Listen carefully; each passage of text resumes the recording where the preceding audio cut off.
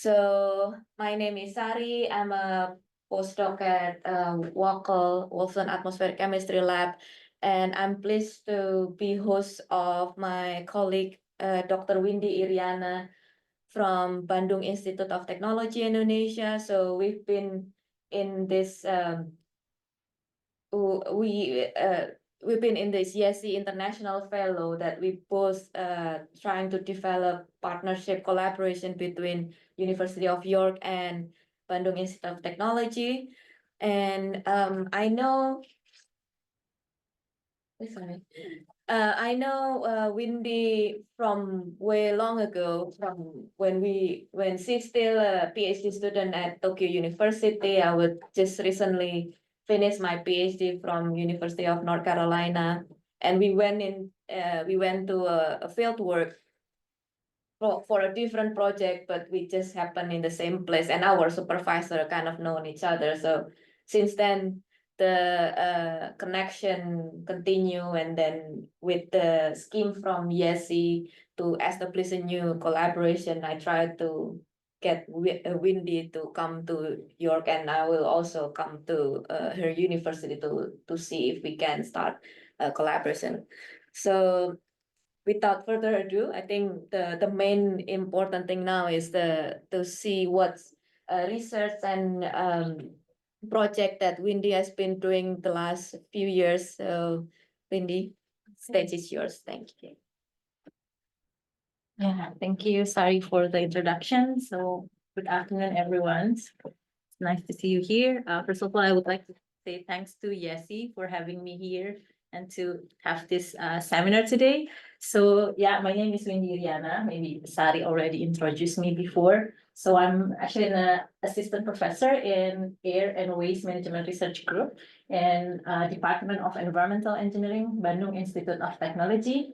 So today I would like to share with you about several of our group works related to the air quality crisis in Indonesia, especially related to peatland fires, urban pollutions, and emerging threats, the airborne microplastics.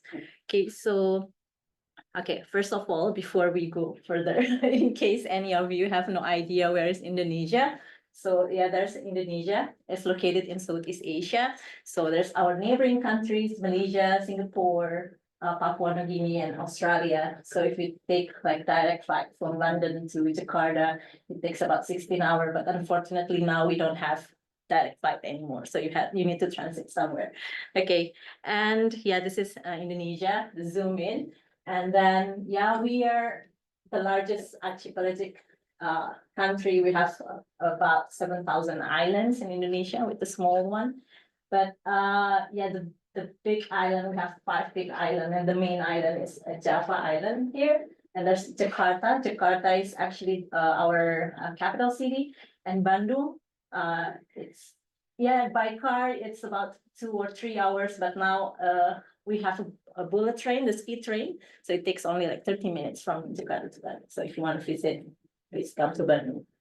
Okay, and we have very big populations in Indonesia, and this is also, we have some relations with the air quality issues in our country. Okay, and a little bit about Bandung Institute of Technology. We're one of the oldest university in Indonesia since 1919, and we have several campus. And yeah, our main campus in Ganesha campus. Okay. So this is also some of the faculties in ITB. So if you have any idea for collaborations with one of the faculty, so just drop me an email so I can find like right person probably to collaborate with you. Okay, yeah, okay. So this is actually just one slide in case someone is not familiar with air pollutions. I just want to emphasize that air pollution is one of the greatest environment risks to health. And yeah, it's responsible for many deaths per year, and especially in Indonesia, it's one of the causes of death, one of the main causes of death. And yeah, that's just a little background for those who are not familiar with air pollutions. So yeah, today I would like to discuss, actually I separated into two discussions. The first one is the, actually not only air pollutions, I would like to a little bit discuss about the measurement of CO2 as well from disturbed tropical peatlands, especially peatland fires, and also the air pollution related to the urban air pollution. And yeah, this is me on 2012 when I'm sampling on the burn peatland when I was a master's student. Okay, so yeah, first related to the peatland fires. Okay, so before we're further discuss about air pollutions and greenhouse gases from peatland fires, but if you have no idea what is actually peatland, so in a simple way, we can explain peatlands as an ecosystem which is covered with a naturally accumulated layers of peat. So anyway, peat is, you can simply say it is an organic soils.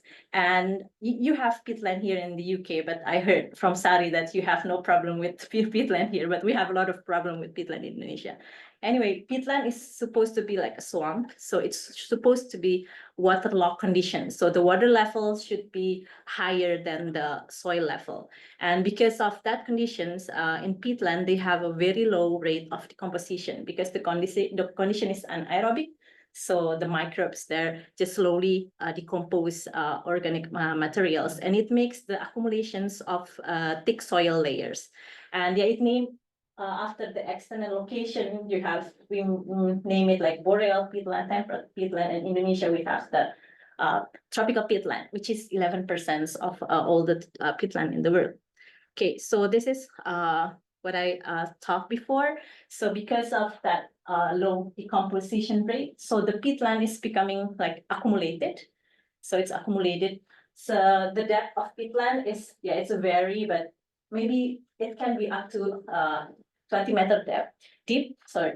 And in average is 5 to 5.7. So when there's a peatland fire, you actually cannot see the fires above the ground, because above the ground is only the vegetation fire. Once the vegetation's burnt, then there will be the real peatland fire. So it's like the soil is burnt, so you just can't see the haze without seeing like the fire. But yeah, it's underground fire. Okay. Okay, and then yeah, the relations between peatland and carbon. So yeah, tropical peatland is actually one of the biggest carbon storage. So especially in Indonesia, if you can see that, yeah, the total tropical peatland area is about 540,000 something, and in Indonesia is like, and almost more than half is located in Southeast Asia, especially in Indonesia. So peatland in Indonesia stored a very huge amount of carbon. Okay, and this is just the map of tropical peatlands in Indonesia. So the peatland mainly located in this Sumatra Island and Kalimantan Islands. Okay. Yeah, so next I would like to discuss about the disturbance of tropical peatland in Indonesia. What happened with the tropical peatland until like the fires happened? Okay, so first of all, yeah, it's mentioned that most rapid tropical peatland degradation is actually arises in Indonesia. Yeah, so at the beginning, the disturbance of tropical peatland start with deforestations. Here from around 1973, it's mentioned that in 2010, even almost half of the Borneo forest has gone because of the deforestations.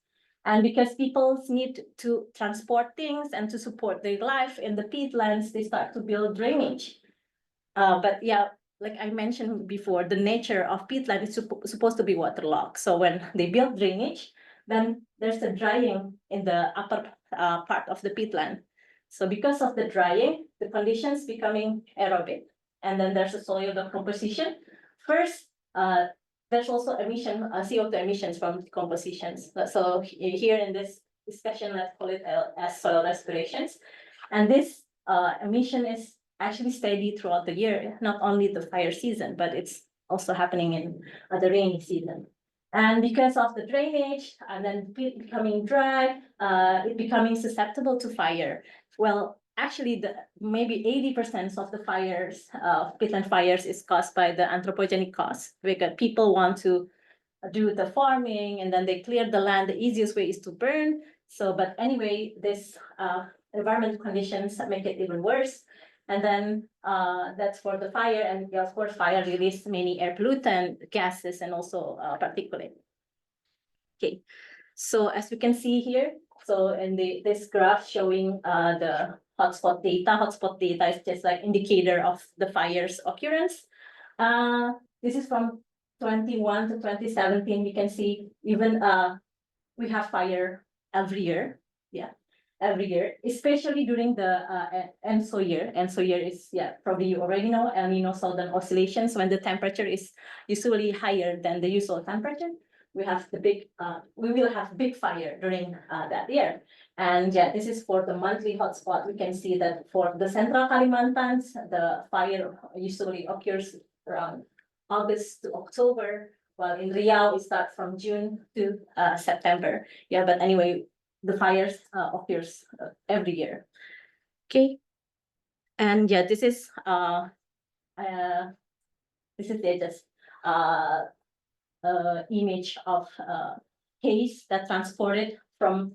This is the Riau, Sumatra, and that's called the Riau province. So yeah, I did the sampling. The picture before is there in Riau, and yeah. The problem with the haze and the fire is not only like local, but becoming regional problems, because during the dry season, the downwind is toward Malaysia and Singapore. So like we exported the haze there during the dry season. Yeah, and so this is maybe a little bit background about the first of our work about aerosol. So we made aerosol characterizations to determine the source profile and indicator to evaluate the contributions of Indonesian peatland in Southeast Asia. But actually, Sari have more work on this aerosol thing, so you can ask her. She's no better. Okay. And this is related to the CO2 emissions. This is the data from GFAT. So you can see this is the graph showing the emissions from peatland fires. So we have the worst one in 1997, actually. So you can see at that time, the emissions from the peatland fire is even exceeding the emission from fossil fuel, CO2 emission from all EU. So it's very, very huge amount. And the last time we have big fire is in 2015, actually also in 2019, but I think the 2015 is bigger than the 2019. Yeah, it's exceeding the emissions from the fossil fuel from Indonesia, Germany, and Japan. So yeah, that's a big amount of CO2 release from the peatland fire. Yeah, also this discussing about the soil respiration that we discussed before. It's equivalent to 1.3% to 3.1% of the global fossil fuel. So another problem is we don't have sufficient monitoring system for greenhouse gases, especially CO2. Indonesia, well, I know there's a lot of methods to estimate the emission of CO2. We can use like satellite data, probably emission factors, and probably the best one you can use EDI covariance. But in Indonesia, we have large peatland area, and it's remote, and it's hard actually to probably, and you know, EDI covariance is very expensive. So one of our research is also to find maybe alternative method to measure. Yeah, well, all the method probably completed each other, but it's just like alternative for the cheaper and also probably cost effective, and also the data processing can be easier. And the equipment can be operated by locals, human source. Okay. Yeah, this is some of my publications related to peatland, but today probably I just will briefly discuss about these two related to the measurement of CO2 and also about the aerosol characteristics. Okay, so the first study, this is the characteristic of carbonaceous aerosol emitted from peatland fire in Riau that I show you before the pictures. So this is the locations, just exactly the location where we see the haze picture before. Okay, so we took a sample here on a burned peatland area, so above the burned peatland area with miniform samplers, and then with 2 filters, platform and quartz, and we analyze for carbonaceous content, the organic carbon, and also elemental carbon, and also we try to identify 2 key biomarkers level glucosan and manosan by GCMS. So this is our first work related to aerosol characteristics. Okay, this is just show you the filter that the left side is for the background side. It's just like from vehicle, and the right side is brownish, yeah, from the peatland itself. Okay. Yeah, so this is actually, I just make this summary from the first research that we have. So the concentrations above the ground is very, very high, extremely high. Is 7,120 microgram per cubic meters. It's very high concentrations. And the primary components of PM 2.5, there is organic carbon. And we have we managed to calculate the OCEC ratio for peatland fire, and also the OC per level glucosan ratio, and also level glucosan per manosan ratio. So yeah, this ratio can be a signature and a profile that can we can tell that when the ambient air is contaminated by the peatland fire. Okay. And then for the next, the CO2 measurement research. So this is different area. The first one is in Riau, in Sumatra Island. This one is in Central Kalimantan. We installed our equipment in Palangkaraya City. Palangkaraya City is the capital city of Central Kalimantan province. There, as you can see, that's the green color and blue color is actually indicating the hotspot area. So the Palangkaraya city is surrounded by hotspot, and also it's actually downwind from other part of peatland that is burned. So yeah, all the haze is coming to Palangkaraya city. And then here, you can see this is the triangle, black triangle. That's actually the data for CO2 from GOSAT satellite. So we use that as our background CO2 background levels. Okay, so the instrument that we try to install portable spectrometer. This is fiber ethanol sun photometer for CO2, or FESI. So actually, this instrument can measure the total column concentrations of CO2. So this actually for the field work, it still need like electricity and everything, but it's easy to install. So if we have like maybe office for meteorological measurement, then we can put the solar spectrometer there. Okay, so at the time we managed to measure for 1 year. So yeah, unfortunately, after this, we have some improvement to the instrument, and then the pandemic come and we haven't continued. We plan to continue it next year, so we have the preparation this year. But at that time, we managed to measure 1 year emissions of CO2, and then yeah, unfortunately, that's a little blind because as you know, this is a solar spectrometer. So during the very dense fire at the time, we lost the data. We cannot get data because we need the sunlight to get the data, and also some technical problem. But yeah, it's yeah, for starting the research, it's good that we have some idea about the CO2 emissions. Okay, so this is the previous data. So the yellow diamond there, we managed to calculate with all the data that we have, calculate like the lost data. And then this is, we try to make a correlations between the CO2 with this modest hotspot that I mentioned before, and then airport visibility, and then temperature, and also this is rainfall and groundwater level. So the groundwater level also have strong correlations with fires and everything. So from this will be in the blue arrow, you can see that period is during that period, actually there's no fire because you can see the hotspot count is low, and then also the water level is still high, and visibility is low. So we conclude that during that time the CO2 emission is not caused by the fire, but yeah, what we discussed before is from the soil respirations. So, so the red one is from fire, and the green we use as the background. And again, at the blue colors there, the second the blue arrow, we saw that there's an increment because of the soil respirations. Okay. Okay, so yeah, just for conclusions. So actually, we found that interestingly that we can see it, we can quantify that the soil respirations also emitted like maybe almost the same order of magnitude from the fire. So that's also something to think about, yeah, about the soil respirations.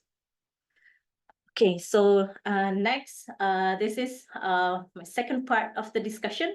It's related to the urban air pollutions, but yeah, I haven't published any because it's mostly still, we finished the samples, but we haven't finished like the data analysis, and some still, we still do the sampling. Yeah, anyway, I have three discussion. The first one is the personal exposure, monitoring of PM 2.5 in Jakarta. So, and then the second one is personal exposure monitoring for online motorcycle driver. We have a lot in Indonesia. Maybe later I can explain in Bandung. And the third one is related to the airborne microplastics in Bandung. Okay. Okay, so yeah, this is just to give you some context. Like this is just during the dry season, so this kind of headline is something that we read every day in Indonesia. This is, yeah, okay, I can translate that. It's actually mentioned that the air quality in Jakarta is like the second worst or the worst in the world, something like that, and that's like daily headline news. So how bad it is. So I just yesterday I just tried to compare the air quality in Jakarta and in here in York, and you can see that yeah, in Indonesia, that's okay, the WHO air quality guideline for 24 hours is 15 microgram per cubic meters, and we have our own Indonesian standard from the government. It is for 24 hours 55. And you can see by yourself that yeah, all this is the data, probably daily data for the last 1 month, like every day exceeding the WHO standard, and even like some days exceeding our local regulations from Indonesian air quality standard. Okay, yeah. So yeah, that's about the ambient air quality. Actually, we also, I think, compared to other countries, we have limited also the ambient air quality monitoring stations. Yeah, however, because of that, now we have local sensors. So some companies, some institutions install that. I think that's a good thing, at least to inform people when the air quality is not good. But anyway, we also need to check the exposure that someone's really get. So that's the ambient one. So what about a person's, when a person should move, move through space and time, and air pollution itself, the air quality changes spatially and temporally. So this is yeah, for example, this is a person could be stay at home and the roadside riding their different type of transportations mode, car, motorcycle, walking, and everything. So that's the idea is to check the personal exposure. And yeah, actually we intended to go to the like the health impact, but it's still a long way. We haven't like really organized the data, but I will just show you our result about the concentrations and probably the microenvironments there. Okay, yeah, so for the research design, we just measured PM 2.5. Actually, I have some data with CO, but we have limited number of sensors, so I removed that one. So we are focusing in PM 2.5, and then we have two different research. The first one, this is in Jakarta. So our target is to see the exposure for people who mostly spend their time indoors. So so that's why it's office worker and also students. It's the sampling was finished last year. So we have 15 office workers and 15 students, actually more than that, but this is the data that we think okay to be used. And then the second one is it in Jakarta and the second one in Bandung. So in Indonesia, we have this, you have Uber here, like to send your food. In Indonesia, this is kind of our public transportations. We have online motorcycle taxi drivers. So the online motorcycle, if they can send you as a person, like real taxi, or send your package, or you can like order foods, and there's a lot of people working as this motor taxi driver. And the second one is the package courier driver, simply someone who carry the package in their motorcycle and they drop by every houses or office, and that's their main activity. And these people probably spend half of the days, their working hour is actually on the street, on the road. So they supposed to be exposed a lot by the air pollutants. Sorry. Okay, so in the first research, this is the Jakarta. In Jakarta, so Jakarta is like a greater area, just like here in York, you have the city center and people just like commuting from the surroundings. So all our participants mainly working or commuting to Jakarta, but their home is actually some of them have their home is in the greater area of Jakarta, so they need to commute every day to Jakarta. Okay, so this is the microenvironment that we described. We have indoor microenvironment, the outdoor one, and also different transportation. So indoor, we define it something with the roof, with windows and doors that can be open and closed. For outdoor, it's just something somewhere without the roof. And also we have different kind of transportations, motorcycle, cars, buses, electric trains, commuter lines, and also we have small buses in Indonesia that we call angkot. Okay, so this is how we collect the data. First, we recruit a volunteer and explain about everything, and then assigning the consent and everything. And then we have interview about some initial data, and then we also give them log activity. So the log activity is also a bit challenging. So initially the log activity, they need to write down what is the time, the activity, and then they should like identify the potential source around them. So they write it down. We make it like two style for the school student, and for the office worker, we make kind of a Google form, so they just can fill it. And for the online taxi driver, it's more to texting. So every time they move or they feel something, they're texting, and then our students help to record that text. And then we can have, and then also the local sensor. So that's the later I will discuss about the local sensor. But we get informations about their socio-demographic, and then their commuting habits, the daily activity, and then we also get the exposure variability about the pollutant concentration from the local sensor, and then the exposure time, the microenvironment that they visit, and also the transportation mode, like what transportations they use. Okay, this is also we asked them to record to turn on the history in their Google map. Yes, so the Google map. So this is, for example, for the office worker, they just go straight to the office and coming back. While this one for the motorcycle taxi driver, they going around the cities.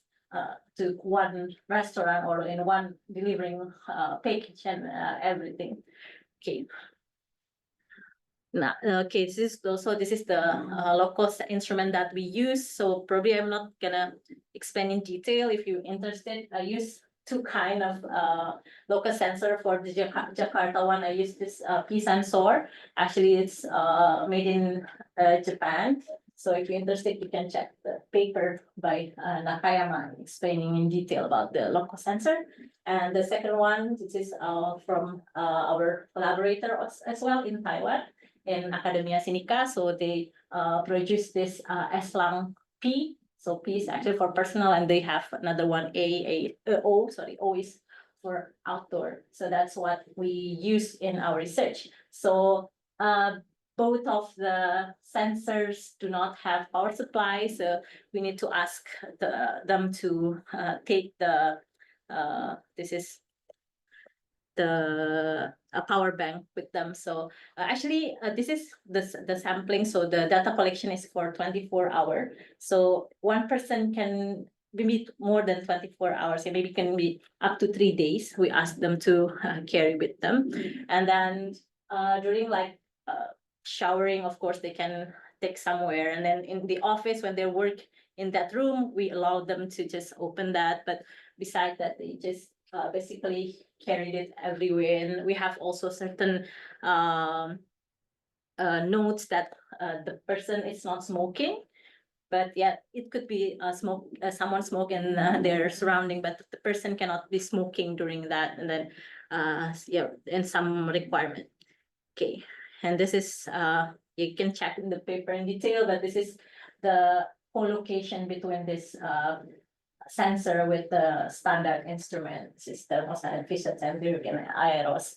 Okay, but it shows good correlations. Okay, and before we start, we use several local sensor. For Jakarta, for example, we use 5. So we kind of test this in the beginning, like just turn them on together and see how how's the measurement for this is 20 days running, something like that. Okay, so this is the result that we get. This is for the time series of PM 2.5 for office worker and also students.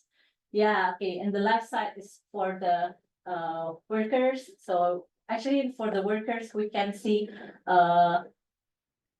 yeah, we can see that the activity pattern impact to the their exposure to PM 2.5. So in the peak, there's a 2 main peak for the workers. It's during their commuting. So actually, this is all only during the weekdays, where the sample is during the weekday. So this is when they're at home, and then the higher concentrations when they're they commuting to the office, and then the office, and then again on the way back home, there's 2 peak of exposure. So for office worker, actually, that's they know where they exposed to high concentrations of PM 2.5. In the case of students, it's not really a pattern that we can see, that their schedule is just not the same one with another. And then they also in average, they exposed to more higher concentrations compared to the workers in general. Okay, so this is, if we look, zoom into one of our volunteers, so we can see that's, yeah, there's a lot of, that's many variability that's affected, like the exposures of PM 2.5. For example, this is for one workers, one workers here at their homes, concentration show 43. That's an additional source of air pollutions that recorded. That's a cooking activity inside and someone smoking, so it's make it higher concentrations. And then go out with the bus, and the average is like 67 between this period, and then going to the sidewalk, it's increasing again.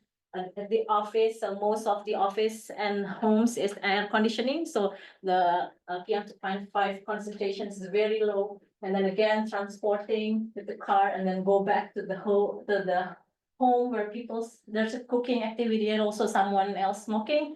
So yeah, this is just the pattern of one person, but the other person could be different, but we can see the pattern. Okay, and this is for student, for example, when during in the classroom, and then in the sidewalk, and then staying at home, and then again going to the sidewalk and then on the campus. So yeah, this is just zoom in for the one person personal exposure related to their activity. Okay, and this is for the this is what the ongoing project about the motorcycle. This is motorcycle drivers, and that one is the courier package. Yeah, we can see that very high concentrations exposure during their when they're riding and also waiting in the roadside. So usually the driver, they waiting on the roadside for the next order. Yeah, so that's how they're exposed. So this is for the courier package.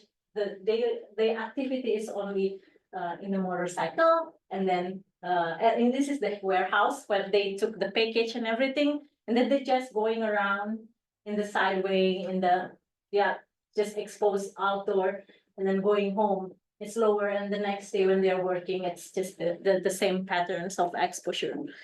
Okay. Okay, so yeah, this is the from Jakarta research. We classified indoor, outdoor, and transport. Yeah, we can see this is the outdoor part is higher than the transport. So this is just you can see the outliers. It's and the source that make it that make concentration high. So we can tell there's a cooking activity inside the house, and then smoking, and then open burning from, it means waste open burning near their home. And then yeah, also the same when you ride or waiting in the roadside, then more exposure when there's a lot of vehicles. And then yeah, again, smoking. And this cooking activity is in Indonesia, there's some, not restaurant, a place to eat where they cook outside. So when you're on the sideway, or when you ride your motorcycle and stop nearby, then there's also exposure of PM 2.5 from that cooking activity. So yeah, this is what we got from the microenvironment. And then this is if we integrate it between time of exposure and the concentration. So yeah, the high exposure is from our home, because we're actually in the home for a longer time. So that's the integrated time. Okay.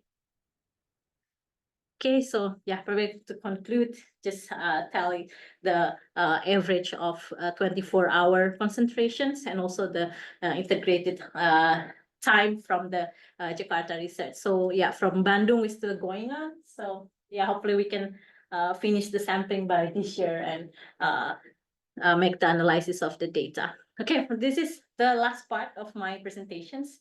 So this is also, we finished the sampling, but the analysis actually done by my colleague in Japan, and that's kind of not easy work. So it's just, I just give you like brief what we get from the data that, the samples that already been analyzed. Yeah, okay, so as we know, the production of plastic is just increasingly it's just yeah, we have many plastics produced every years, and also actually we don't know how to manage it well yet. Yeah, so it's all mostly landfill or mismanaged, and yeah, it's just becoming everywhere.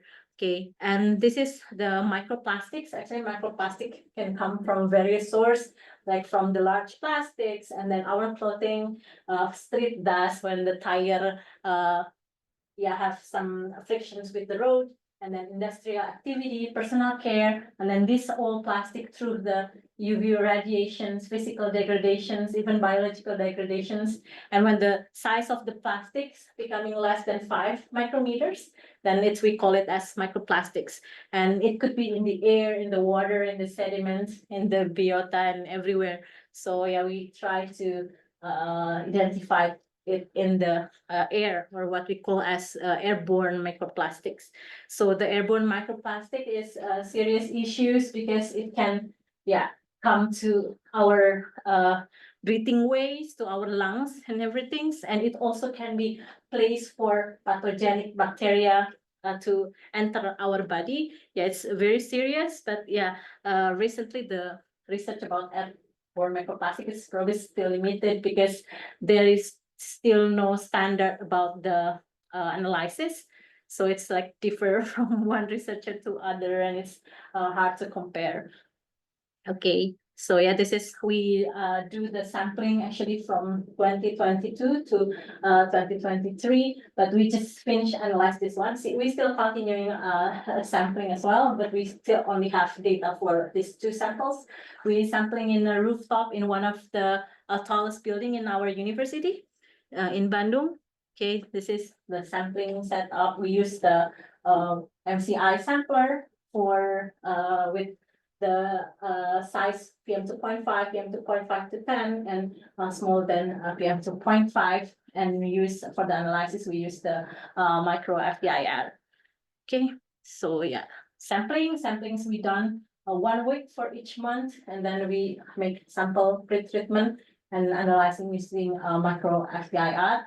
Probably we can discuss in detail if you interested later. Okay, so this is the concentrations that we get. Yeah, we analyze for the only concentrations we have data for the whole samples. It's like different, very different from one to another, but we need to add more samples, but it's between 1.03 to 14 particles per cubic meters. Okay, the average. And then this is if we compare with other study. Our 4 data is the highest among the other that we can find. And then this is the chemical composition. So we identified like what kind of plastic there in the samples. So in Bandung, mostly like 98% is polyethylene plastics. And then yeah, there's other the second one is you can see the PET and other, but we dominated by the PE. Yeah, so PE from the plastic bag and everything, and we have that a lot in Indonesia actually. Okay, so also we can analyze the form of the plastics. So most is the fragment. So it's the fragments is most likely that the microplastic there come from the bigger plastics, the degraded, and then yeah, the other form is just like small amount. So mostly it's the fragment one. Okay, so this is the conclusions.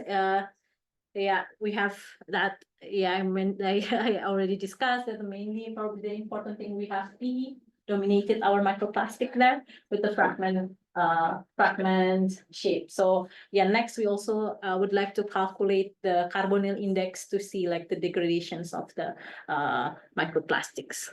Okay, so yeah, this is the last slide. This is actually what we proposed, me and Sari proposed from this YESI collaboration as okay, shifted the box. Okay, sorry for that. But anyway, yeah, we in Bandung last year we have very hot dry season. So during that time, there's a one landfill in Bandung area that burned for 1 month or over a month. And last year, sorry, that's in 2023. Sorry, that's 35 landfill were burned in Indonesia. So that's making up problems because people cannot send their waste to landfill. And also actually the waste burning practice is also still common. We can see it even in the urban area. So and yeah, from this personal exposure also we see that the outliers come from the open burning as well, from the waste open burning. So yeah, what we plan is to do some research about this, about the emission characteristic, and then the indoor and outdoor relationship. If your neighbor, there's someone burning the waste from your neighbor, what will happen in your house, something like that. So yeah, that's the end of my presentations. Thank you. So this is actually a couple weeks ago, I went to one of what do you call it, replanting area in Peatland. It's very nice. Before it was like a post-burning area, but there's one company that managed to regrow everything there. So it's very nice. And they have this tower that we plan to make trial to install local sensor to yeah, quantify the CO2. Okay, that's all from me. Thank you. Thank you, Windy, for the great sharing the research done in Indonesia. It's quite a lot of interesting topics.